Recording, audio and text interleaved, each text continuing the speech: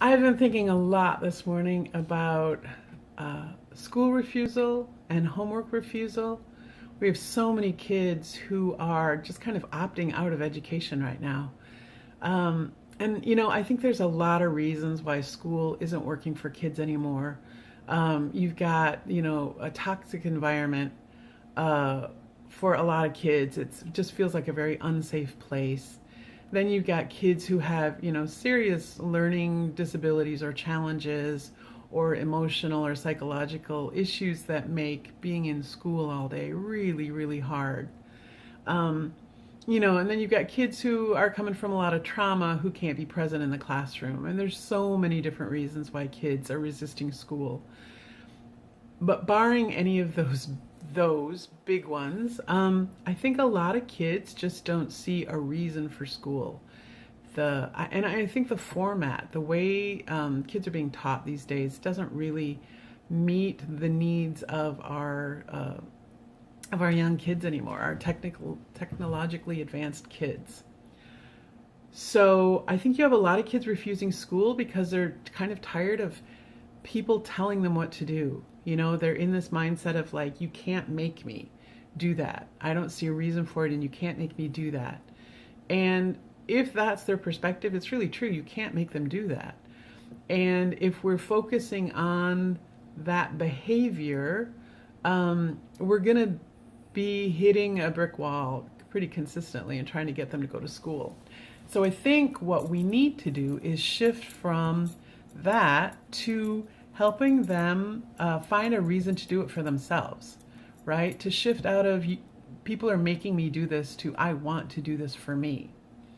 And I think the way you do that is to help them discover a future for themselves that they want to live into, an identity for themselves that they want to pursue, that then makes doing difficult or challenging or even boring things doable.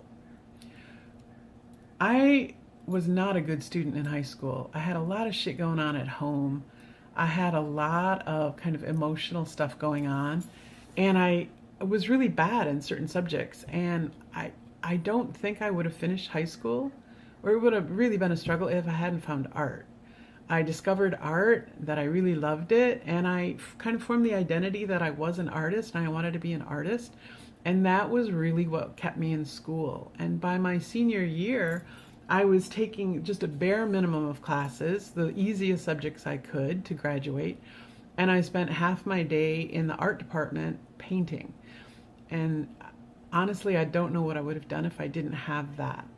It was a really safe, nurturing place for me. Thank God.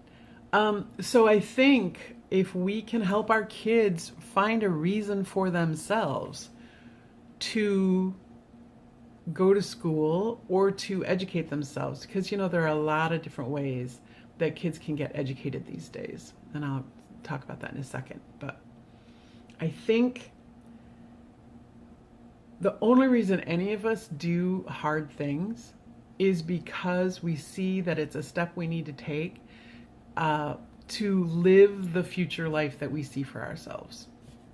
So if you're an athlete, you are able to overcome the hours and hours and hours of kind of brutal training because you have this larger vision of what you want to do. And so, those challenges become less challenging because your desire for this bigger thing is so great that it makes all the steps to get there doable.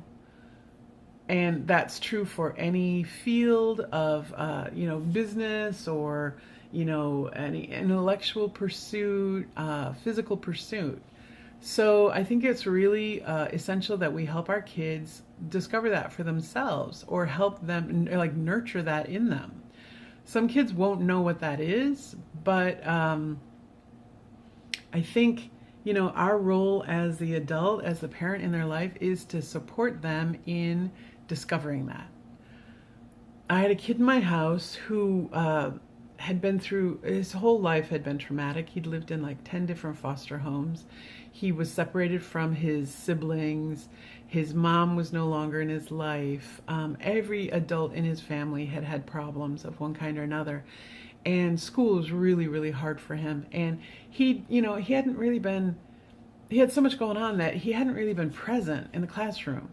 And so he had huge gaps in his learning that made being in high school, I think it was like 15 when he came to my house, it made school really hard for him.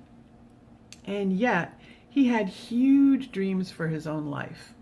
And he was really clear about them. And he would spend hours and hours and hours telling me about them. He wanted to be a businessman. He wanted to have a bunch of different businesses. He wanted to make a lot of money. He wanted to build apartment blocks for homeless people so that they didn't live on the street. I mean, he had huge dreams. And sometimes it was challenging to listen because he wanted to talk about it so much. But I knew that it was really essential for his well-being and for his development that he just flesh these out as much as he could. And then I noticed at some point that he stopped talking about them. And I asked him what was going on, and he said that he spent every weekend with his grandfather. And he said his grandfather told him to shut up, that he was tired of hearing him talk about this stuff, and so he just stopped talking about it. And I was so sad for him because I know that it's in that, development of your dreams that really pushes you forward and helps you figure out what you need to do now and now and now to get to that. So I told him he could talk to me about it as much as he wanted to. And it was such a delight to see him kind of work through all these ideas. And even though it didn't line up with what I thought he could do, like educationally, like I don't think he didn't seem like college material because he had so many learning gaps. But he had such big dreams for himself. I was like, well, who knows? Who knows what he'll be capable of when he, develops these skills and learns some more stuff and has such a drive to get there. Who am I to say that that's impractical or unrealistic? So I would just listen to him. And I just hope that he makes it there someday. So that's what I want to say. I think it's really our role as parents to help our kids find their drive, find their passion, and help them figure out the steps. Because if you've got this like big future, if you've got this big dream for yourself in the future, then you can work backwards. What do I need to do now to get me there? And so when really hard things come up, like I don't want to go to school, then because you know who they want to be in their future, you can ask them, is not going to school going to help you or hurt you in this bigger dream you have for yourself? Because ultimately it's up to them to decide that, right? If a kid doesn't want to go to school, even if we can physically force them to be there, doesn't mean that they're going to listen or study or pass tests or anything. So we've got to help them shift out of this kind of external motivation of people are forcing me to do this, to an internal motivation of I'm doing this for me because of some dream I have for myself. Then once they've got the dream and they know that they need schooling or they need to learn certain things or they need to develop certain skills or talents, then you can open up the conversation of how do we get there? And maybe formal school isn't the way to go. Maybe there's so many different ways that kids can be educated these days. There's so many different paths to access information. The big hurdle is having a reason to access that and having a reason to do that work. So if we can help them find their goal, then we can open up the conversation of what's the best way for you to get there.